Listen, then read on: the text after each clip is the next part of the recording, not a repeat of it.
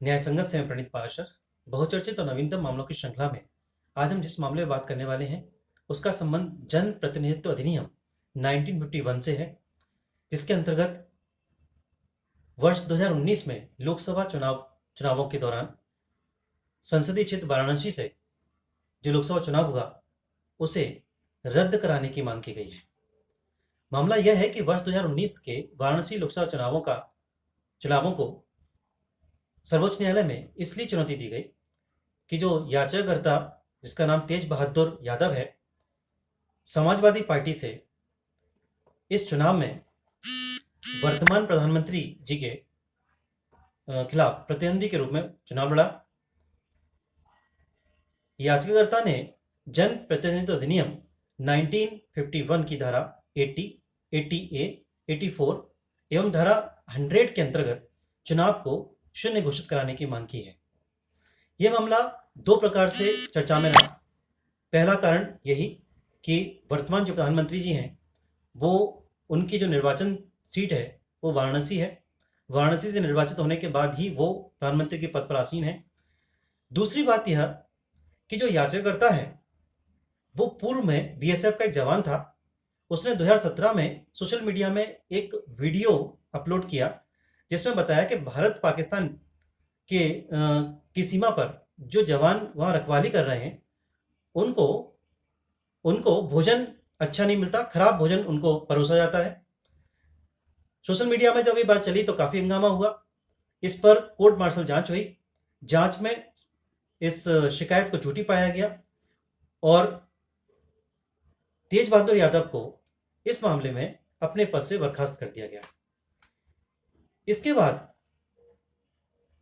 यादव ने प्रधानमंत्री के खिलाफ चुनाव लड़ने की मंशा जाहिर की और निर्दलीय चुनाव लड़ने का विचार रखा। याचिकाकर्ता ने अपनी याचिका में कहा है कि वो 25 वर्ष की आयु पूर्ण कर चुका है, भारत का नागरिक है, किसी अदालत में से दंडित और दोषी नहीं ठहराया गया है, स्वस्थ दिमाग का है। इन सभी शर्तों की पूर्ति करते हुए जब उसने समाजवादी पार्टी के उम्मीदवार के रूप में दोबारा नामांकन भरा तो उसका नामांकन जिला निर्वाचन अधिकारी ने रद्द कर दिया।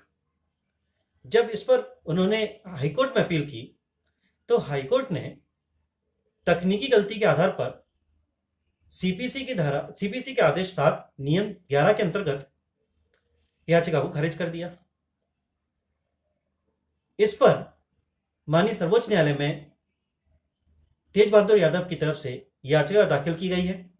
इस याचिका में यह कहा गया है कि इलाहाबाद हाई कोर्ट ने उसके मामले पर गुणों अवगुणों का ध्यान न रखते हुए उसे गंभीर त्रुटि और पक्षपातपूर्ण रवैये से खारिज कर दिया। उच्च न्यायालय ने ध्यान नहीं रखा कि जनप्रतिनिधित्व अधिनियम की धारा 9 एवं 33(3) के अंतर्गत किस तरह से जिला निर्वाचन अधिकारी ने पक्षपातपूर्ण तरीके से याचिकाकर्ता के आवेदन को रद्द किया गया और उसमें गंभीर त्रुटि की। यह मामला जनप्रतिनिधित्व अधिनियम 1951 के अंतर्गत जो याचिकाएं प्रस्तुत की जाती हैं उनसे संबंधित हैं। उसमें यह प्रावधान है कि अगर ऐसा किसी आवेदन को जिला निर्वाचन अधिकारी अगर रद्द कर देता है तो उसके लिए हाईकोर्ट में याचिका लगाई जा सकती है, अपील की जा सकती है।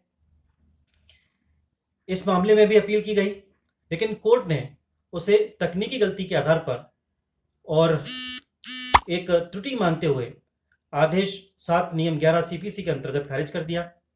इस पर यह याचिका सर्वोच्च न्यायालय में दाखिल की गई।